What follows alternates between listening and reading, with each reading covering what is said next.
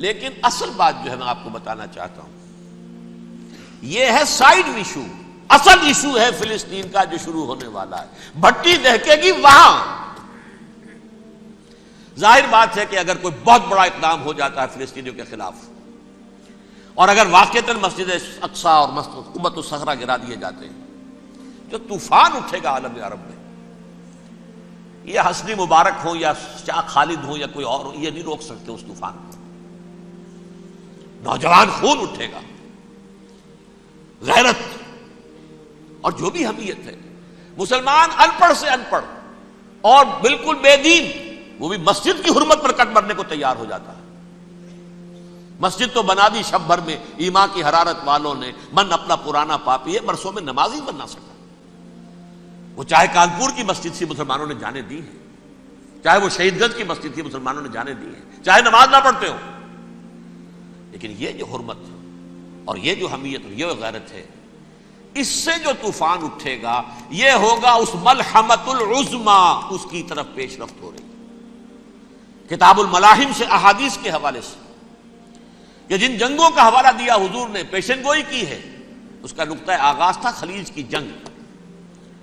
Saddam Hussein نے اسے کہا تھا یہ مدر آف وارز ہے، ام المحارب، یہ ایک جنگ نہیں ہے. اس کا نقشہ بھی حدیث میں موجود ہے، پیشن گوئی موجود تھی، اس وقت بھی ہم نے شائع کی تھی. لیکن اس میں جو جنگ اب ہونے والی وہ الملحمۃ العظمی. ملحمہ کسے کہتے ہیں؟ لحم گوشت کو کہتے ہیں، اور قصائی کی دکان کو عربی میں ملحم کہتے ہیں، جہاں گوشت کے ٹکڑے کیے جاتے ہیں.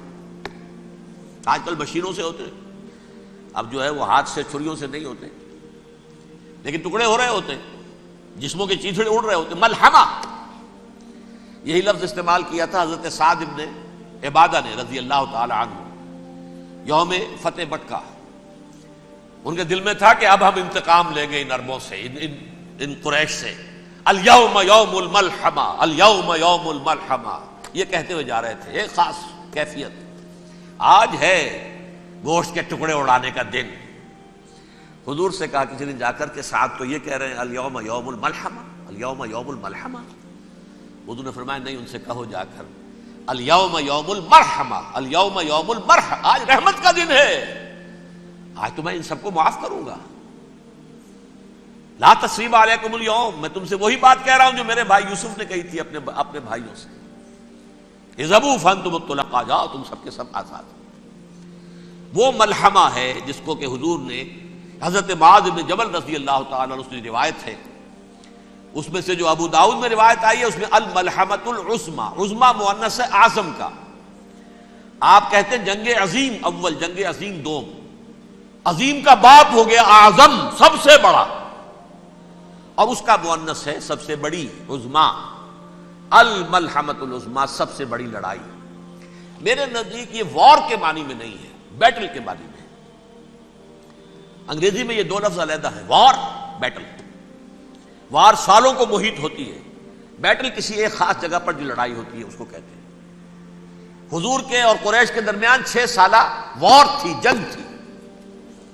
لیکن battles, battle of Uhud, battle of Badr, یہ بیٹلز تھی، لڑائیاں تھیں.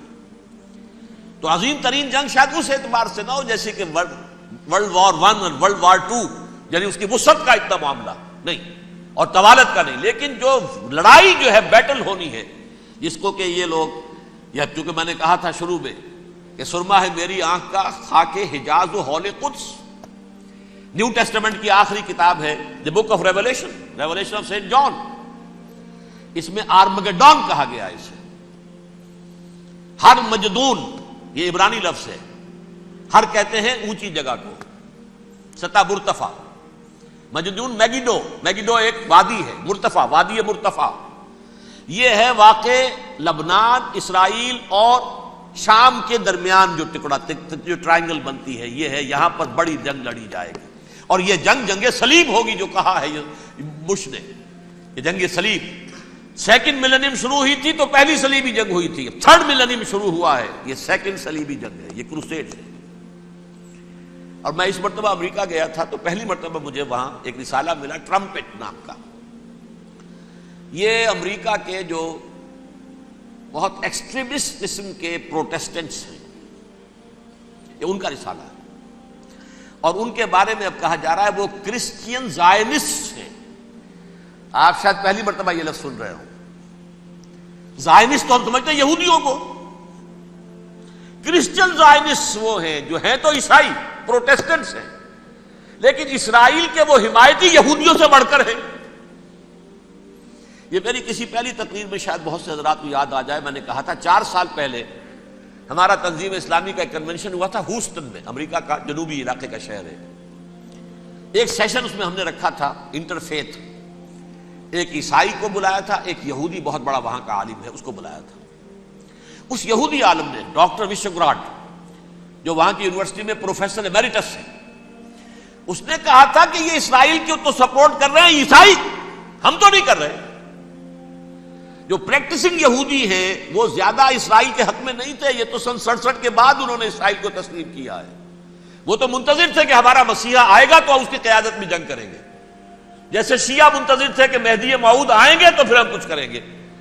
وہ امام خمینی نے کہا بھائی جب وہ آئیں گے آ جائیں گے، لیکن ہم کچھ راستہ کے لیے زائنسٹ نے آگے بڑھ کر ریاست قائم کر لی، اور جب یروشلم پر بھی پورا قبضہ کر لیا تب جو ہے در حقیقت مذہبی یہودی جو ہے پھر انہوں نے اپنایا ہے، اون کیا ہے، اور نئے سیٹلمنٹس جو بھی بنے ہیں وہاں پر اسرائیل میں، اس میں اکثر و بیشتر مذہبی یہودی آیا، اور بروکلن کے علاقے سے سب سے بڑھ کر آئے ہیں، جو امریکہ میں نیو یارک کا ایک جنوبی علاقہ ہے، بہت بڑا یہودیوں کا بہت بڑا گڑھ ہے۔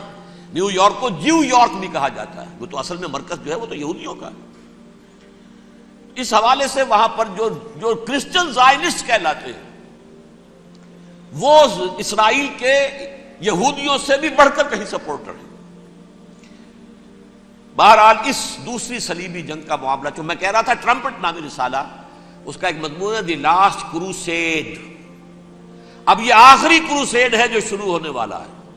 میں تو حیران ہوں کس قدر کھل کے وہ باتیں کرتے ہیں۔ رومن کیتھولکس کو وہ کہتے ہیں کہ یہ شیطان ہے، یہ پوپ شیطان ہے، یہ یورپ کو اس نے جمع کیا ہے کرسچینٹی کی بنیاد پر، اور اس میں زیادہ تر کیتھولکس ہیں۔ آپ کو معلوم ہے برطانیہ بڑی مشکل سے شامل ہوا ان کے ساتھ، اس لیے کہ وہ پروٹیسٹنٹ کا سردار تھا، ابھی پوری طرح نہیں ہے۔ یورپ جو ہے وہ رومن امپائر دوبارہ یہ کھڑی کر رہا ہے، اور در حقیقت یہ جو ہے یہودیوں سے بھی چھیننا چاہتے ہیں اسرائیل کو اور فلسطین کو، اور مسلمانوں سے بھی، اور یہ وہی کروسیڈ جو تھے اربن ثانی کے، اس کی تیاری کر رہے ہیں تاکہ وہاں پر عیسائی حکومت قائم ہو جائے، کیتھولکس کی، پوپ کی حکومت قائم ہو جائے، جیسے ایسٹ تیمور میں کر دی گئی۔ ایسٹ تیمور میں کون سی حکومت بنی ہے؟ رومن کیتھولک اسرائیل میں بنے، تاکہ یہ سارے مقامات مقدسہ جہاں اسرائیل پیدا ہوئے، بیت حضرت مسیح پیدا ہوا، بیت الحم کہاں ہے؟ وہی ہے کہ نہیں؟ جہاں سے ریزریکشن ہوا ان کے خیال میں وہ کہاں ہے؟ وہیں پر ہے کہ نہیں؟ بڑے بڑے گرجے ان کے وہی ہیں۔ تو اس اعتبار سے ان کا کہنا یہ ہے یہ لاسٹ کروسیڈ کی تیاری ہو رہی ہے، یہ کیفور، اور ان کا کہنا یہ ہے کہ یہ پوری طاقت نیٹو کی جو ہے، یہ پہلے جرمنی سے لائی گئی بوسنیا، انہوں نے خود وہاں جنگ کروائی، انہوں نے خود وہاں پر ایتھنک کلینسنگ کروائی، پھر خود مصالحت کے لیے آ گئے، پھر کوسوو میں انہوں نے خود آگ بھڑکائی۔ یہ میں نہیں کہہ رہا، یہ وہ ٹرمپٹ رسالہ امریکہ سے چھپنے والا پروٹیسٹنٹس کا رسالہ ہے جو یہ کہہ رہا ہے۔ پھر انہوں نے کوسوو کے اندر کروایا، اور پھر وہ وہاں پر پیس فورس کی حیثیت سے آ گئے۔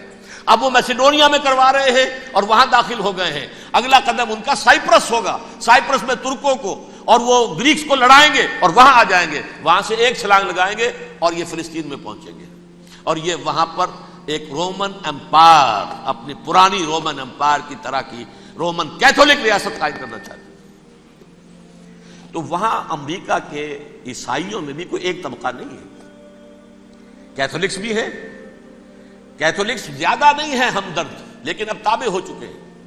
اسحاق ریبین نے جب یہ پیس ٹاک شروع ہوئی تھی، آپ کو یاد ہوگا شاید، کہ جب وہ آیا تھا واشنگٹن سے واپس فلسطین اسرائیل، تو پہلے روم میں رکا for an audience with the Pope, اور پوپ کو اس نے ایک مرتبان سا پیش کیا تھا، حضرت سلیمان علیہ السلام کے زمانے کا مرتبان، اور کہا تھا دیکھیے 3000 برس تک ہم نے اس کی حفاظت کی ہے، اب یہ میں آپ کے حوالے کر رہا ہوں۔ اس کے بعد سے پوپ جو ہے بالکل رام ہو گیا، اور وہ عیسائیوں کے ساتھ اور یہودیوں کے ساتھ ان کا پورا معاہدہ ہو، اب پورا عیسائی ورلڈ جو ہے بعثت مجموعی یہودیوں کے شکنجے میں ہے. البتہ ان کے اندر بھی جھگڑے ہیں. جو وہاں پر وائٹ کرسچن ملیشیاز ہیں وہ ایکسٹریمسٹ ہیں کیتھولکس.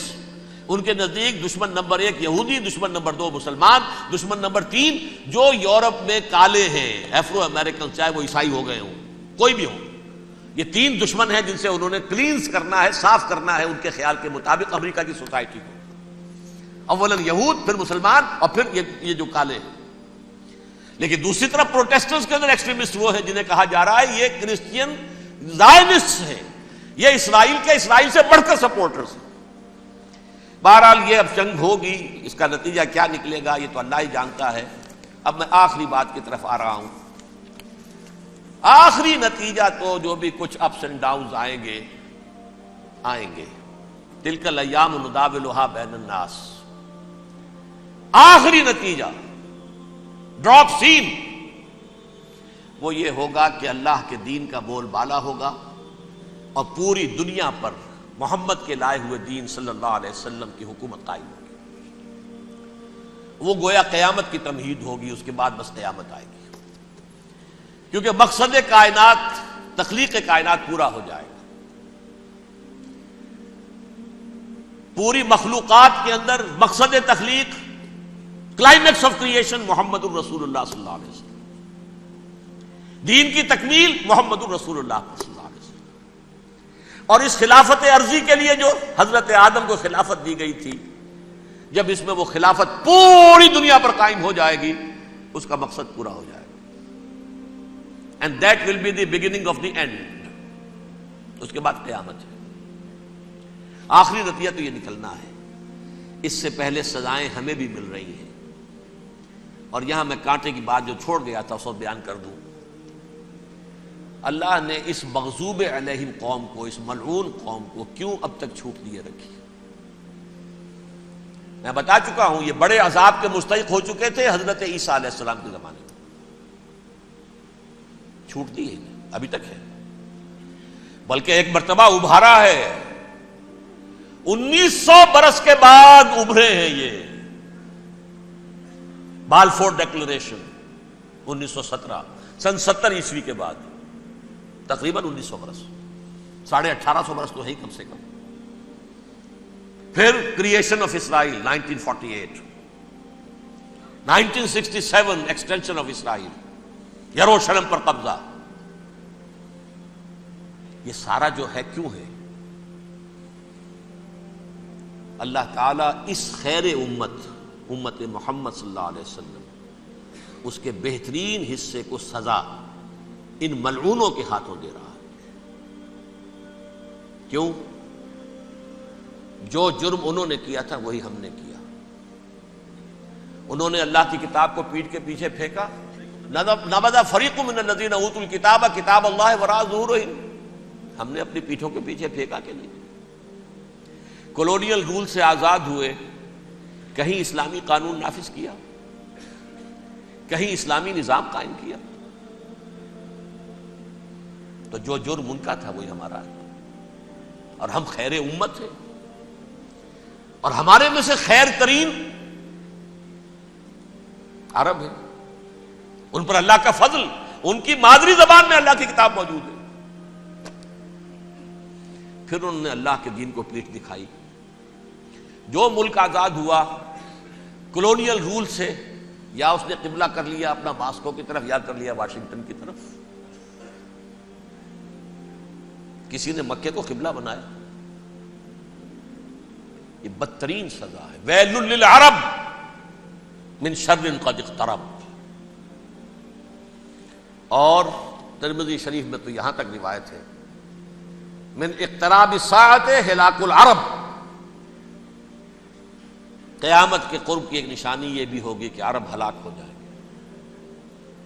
ایک حدیث میں الفاظ آتے ہیں کہ حضور نے جب کہا یہ ہوگا یہ ہوگا یہ ہوگا، یہ بربادی آئے گی، تو کسی زوجہ محترمہ نام میں بھول رہا ہوں، انہوں نے پوچھا کہ عرب اس دن کہاں ہوں گے؟ فرمایا العرب یومئذ قلیل، بہت کم. آخری خاتمہ ہونا ہے یہود کا حضرت مسیح علیہ السلام کے ہاتھوں. وہ عذاب جو 2000 برس تک ان سے ٹلا رہا وہ آئے گا، اور ان کے رسول ہی کے ہاتھوں آئے گا. لیکن اس سے پہلے مسلمانوں پر یہ عذاب آ رہا ہے، ہولوکاسٹ کے درجے کا عذاب آ رہا ہے۔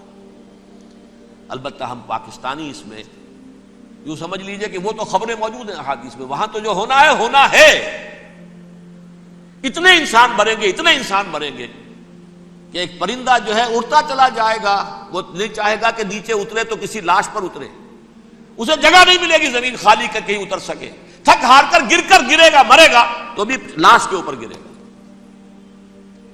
یہ الفاظ ہے حضور کے صلی اللہ علیہ وسلم، الملحمۃ العظمیٰ الملحمۃ الکبریٰ۔ یہ لاسٹ کروسیڈ ٹرمپٹ اخبار نے، میں اس کا فوٹو اسٹیٹ بھی کبھی آپ کو دکھا دوں، ویسے میرے ساتھ ہے وہ رسالہ ٹرمپٹ، دی لاسٹ کروسیڈ، اس کی تیاری ہو رہی ہے۔ وہ الملحمۃ العظمیٰ اور ملحمۃ الکبریٰ جو ہے وہ آنے والی ہے۔ ابن ماجہ میں کبریٰ کہا ہے، اکبر کا مؤنث کبریٰ، ملحمہ کبریٰ سب سے بڑی جنگ، اور ملحمہ عظمیٰ سب سے عظیم جنگ، یہ ہوگی اور بہت جلد ہوگی۔